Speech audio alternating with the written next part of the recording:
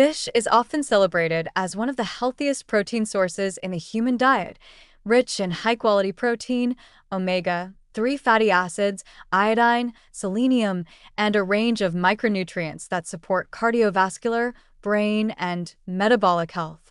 However, fish also illustrates how a highly nutritious whole food can lose much of its protective value when subjected to heavy industrial processing. The problem is not fish itself, but how easily its delicate muscle structure can be broken down, washed, reshaped, and rebuilt into products that function more like ultra-processed foods than seafood. The vulnerability of fish to ultra-processing begins with its soft, low connective tissue muscle.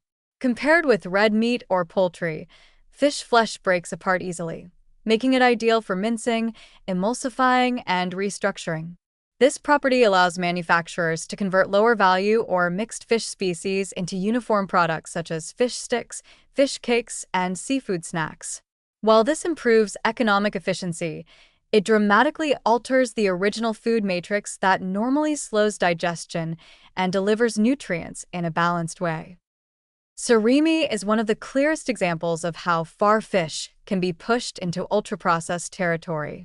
To make surimi, fish flesh is repeatedly washed to remove fats, blood, enzymes, and natural flavors, leaving behind almost pure protein.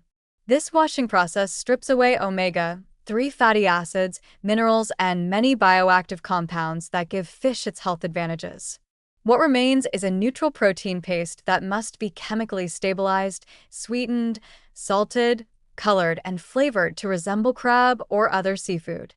By the time surimi reaches the consumer, it bears little resemblance to whole fish, nutritionally or structurally.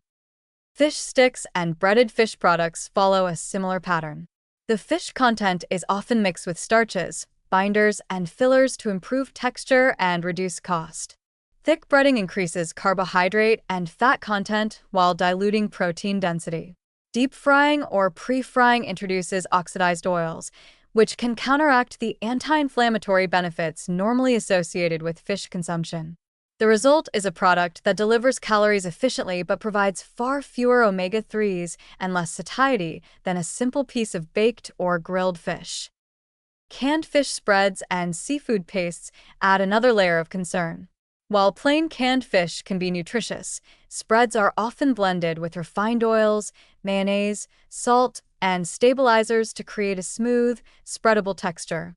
This formulation significantly increases sodium and omega-6 fat intake while reducing the proportion of actual fish.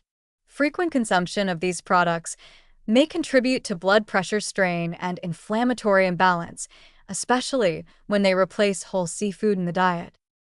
Extruded seafood snacks represent the most extreme departure from fish as a food. These products often contain minimal fish content, relying instead on starch, flavorings, and salt to create a seafood-like taste.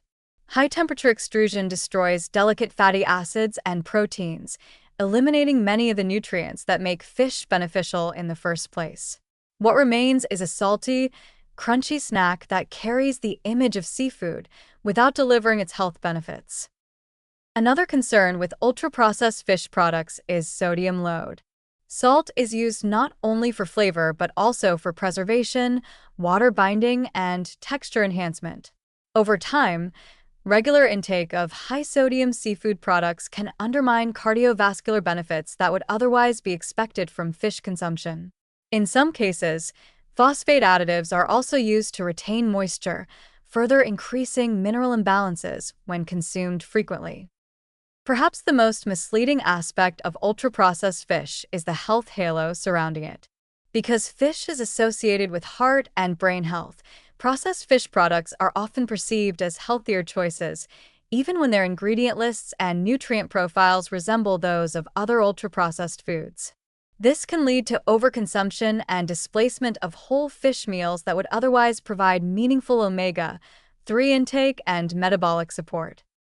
In essence, fish becomes problematic not when it is eaten, but when it is dismantled and reconstructed for convenience, shelf life, and uniformity. The repeated washing, restructuring, heavy salting, and use of starch and additives transform fish from a naturally protective food into a highly processed product that offers fewer benefits and more risks.